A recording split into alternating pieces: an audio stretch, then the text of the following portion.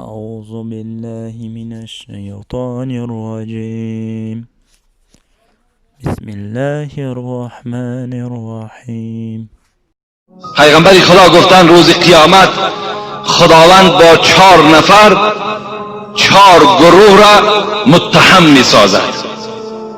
4 نفر 4 شخصیتی و 4 پیغمبر 4 گروه را خداوند متهم می سازد، زبان کوتاه می گرداند.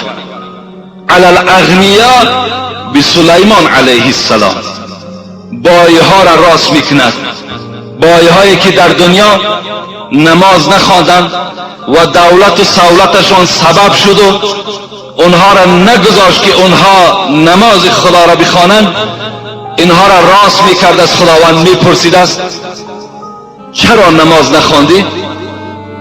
این شخصی با دولتی که بی نماز از دنیا گذشته است میگفت است چی میگفت است؟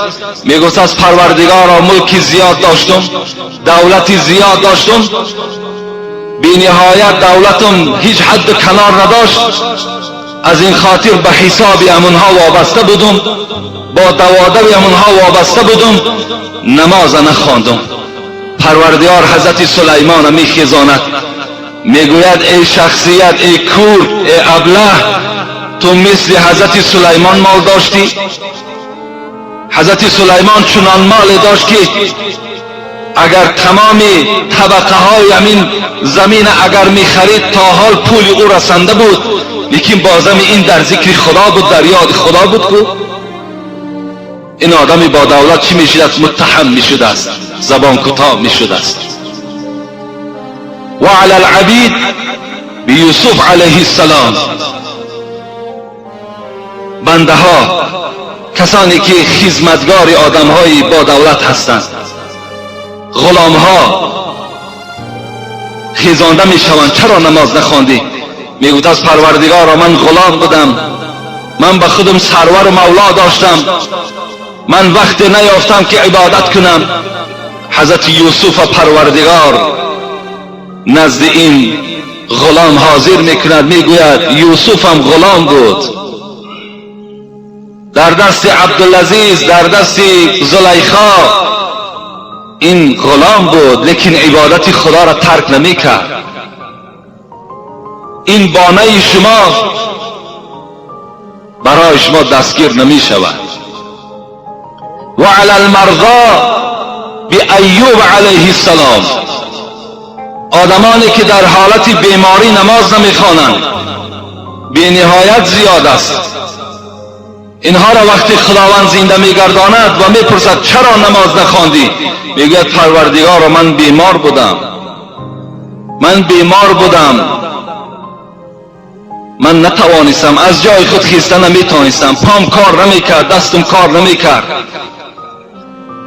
بدنم شق شده بود، فلج بودم، از این خاطر من نماز خوانده نتوانستم. پروردگار حضرت ایوب میارد، میگوید ایوب بیمار بود.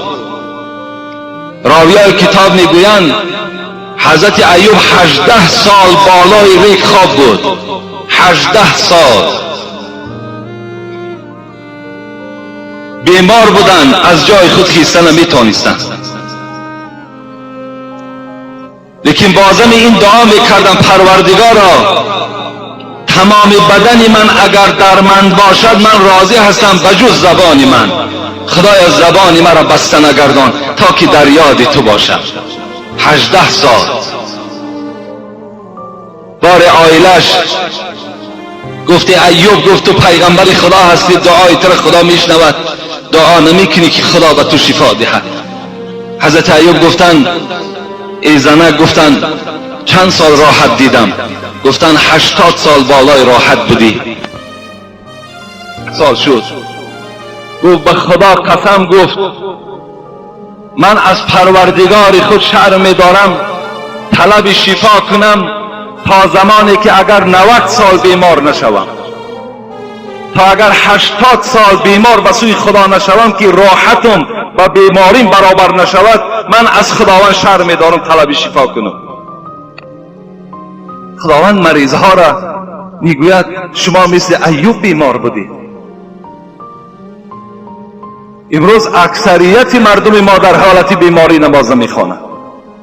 در بیمارخانه ها که بالکل نماز نمیخوانند.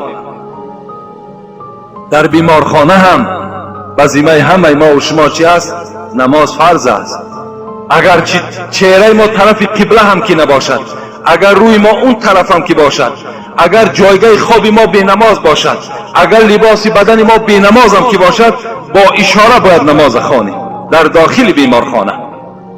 اگر کسی نباشد که به ما یاردم کند، اگر یاردمچی باشد با طریق اولا در گردن ما و شما نماز فرض است.